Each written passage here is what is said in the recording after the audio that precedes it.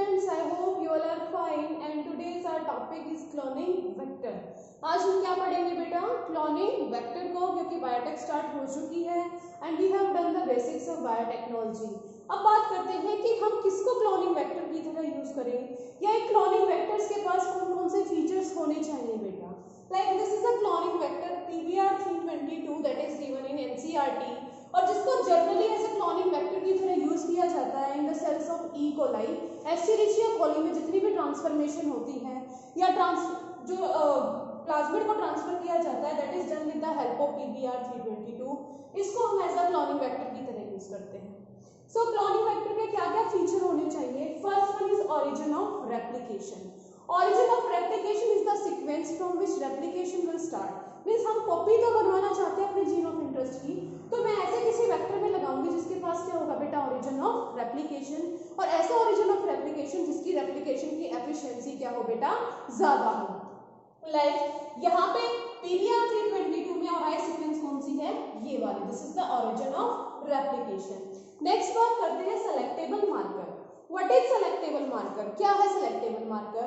जब हमें ये पता लगा सके कि मेरी कौन सी सेल्स के अंदर ट्रांसफॉर्मेशन हुई है। मींस ये जो मेरा हमें अपने डिजायर्ड जीन, मान लो this is my desired gene, इस जीन को मैं इस वेक्टर के अंदर ट्रांसफर करवाना चाहती हूँ, तो रिकॉम्बिनेशन हुई मींस ट्रांसफॉर्मेशन हुई या ना हुई, इस चीज का पता लगाने के लिए कुछ जीन्स होने चाहिए क्लोनिंग वेक्टर के अंदर, जिनको हम क्या बोलते हैं बेटा? Selectable marker. लाइक यहाँ पे मोस्टली ये जो सेलेक्टेबल मार्कर है वो एंटीबायोटिक रेजिस्टेंस वाले जीन होते हैं। लाइक PBR322 के बाद दो एंटीबायोटिक्स के लिए रेजिस्टेंस जीन है, one is for tetracycline resistance and other is for ampicillin resistance. तो मैं क्या करती हूँ, मैं अपना जीन ऑफ इंटरेस्ट यहाँ पे टेट्रासाइक्लिन रेजिस्टेंस एनकोडिंग जीन में लगा देती हूँ।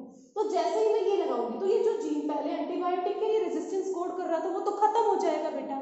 तो मेरे कुछ इंसर्ट करने की वजह से जो टेट्रासाइक्लिन रेजिस्टेंस जीन था वो इनएक्टिव हो गया।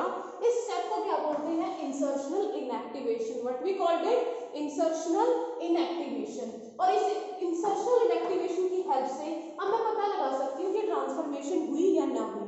अब ये पूछोगे ये कैसे पता लगा सकते हैं? तो मैं क्या बनाऊंगी? पेट्री प्लेट्स, और उन पेट्री प्लेट्स में मीडियम में मैं 3 पेट्री प्लेट्स लूंगी बेटा, और उनके मीडियम में मैं डालूंगी एंटीबायोटिक। इसमें डालूंगी मैं एम्पिसिलिन, इसमें डालूंगी टेट्रासाइक्लिन और इसमें डालूंगी एम्पिसिलिन प्लस टेट्रासाइक्लिन, दोनों एंटीबायोटिक डालूंगी।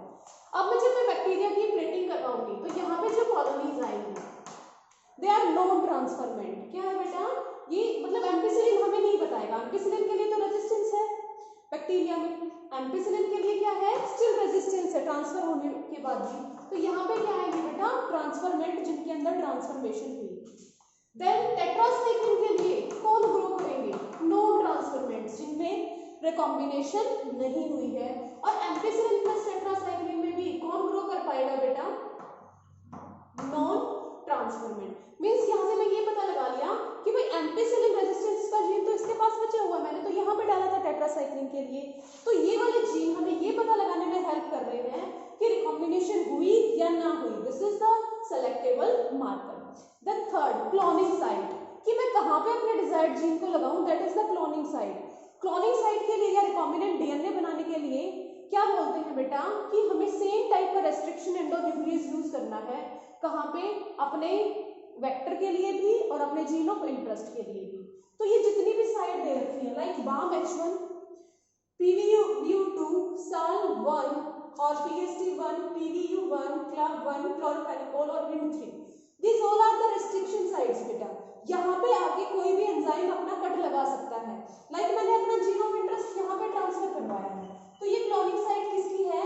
BAM-H1 रेस्ट्रिक्शन एंडोन्यूक्लियस की। तो मैं अपने डिजायर्ड जीन को भी कट किससे लगाऊंगी? BAM-H1 से, और इसका ट्रांसफर फिर कहाँ पे होएगा? यहाँ पे। These are the cloning site. Fourth क्या है बेटा? एक चीज और, कि जो मैं ये एंटीबायोटिक से ऐसे प्लेटिंग करके पता लगाती हूँ ना, तो ये थोड़ी लेबोरियस प्रोसेस है। इससे एक और प्रोसेस है बेटा, क्रोमोजेनिक सबस्ट्रेट का यूज करूँ मैं अपने मीडियम में। मैंने यहाँ पे क्रोमोजेनिक सबस्ट्रेट डाल दिया, मींस ऐसा सबस्ट्रेट जो कलर प्रोड्यूस करेगा। अब कलर कैसे प्रोड्यूस करेगा? इस एंजाइम की वजह से, दैट इज बीटा गैलेक्टोसाइडेज। अगर बीटा गैलेक्टोसाइडेज बनता है तो ब्लू कलर आएगा, नहीं बनता है तो व्हाइट कलर आएगा। अब यहाँ पे देखो इस जीन में हो गया इंसर्शनल इनएक्टिव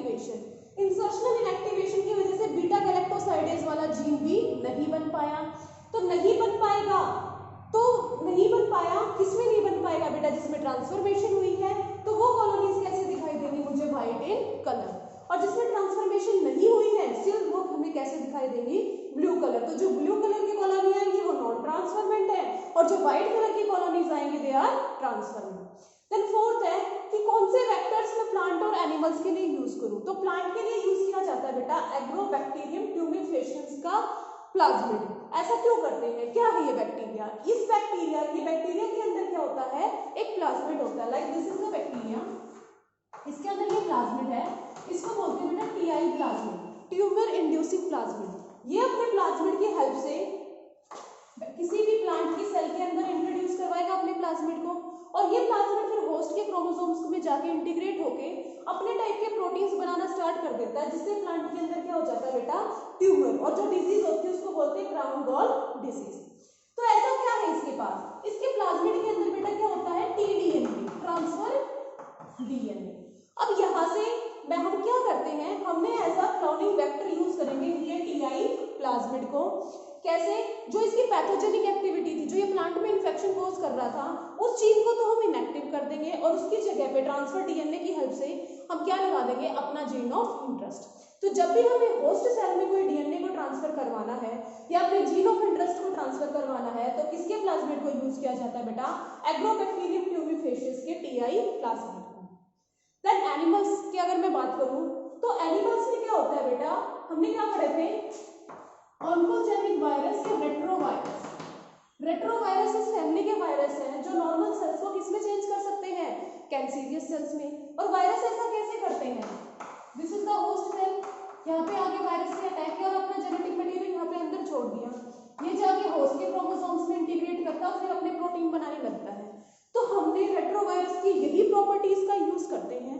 वो पैथोजेनिक नहीं होगा, वो कैंसर कॉज नहीं करेगा, लेकिन उसके डीएनए को ट्रांसफर करने की कैपेबिलिटी के मैकेनिज्म को हम यूज करते हैं, और रेट्रोवायरसेस को ऐसा क्लोनिंग वेक्टर की तरह यूज किया जाता है बेटा in the case of animal cells. तो प्लांट के केस में टीआई प्लाज्मिड को यूज करेंगे, और एनिमल्स के केस में किसको यूज करेंगे बेटा, रेट्रोवायरसेस का। So this is all about today. इतना आपको क्लोनिंग वेक्टर का पता होना चाहिए for your CBSE exams. This is very important for your exam बेटा।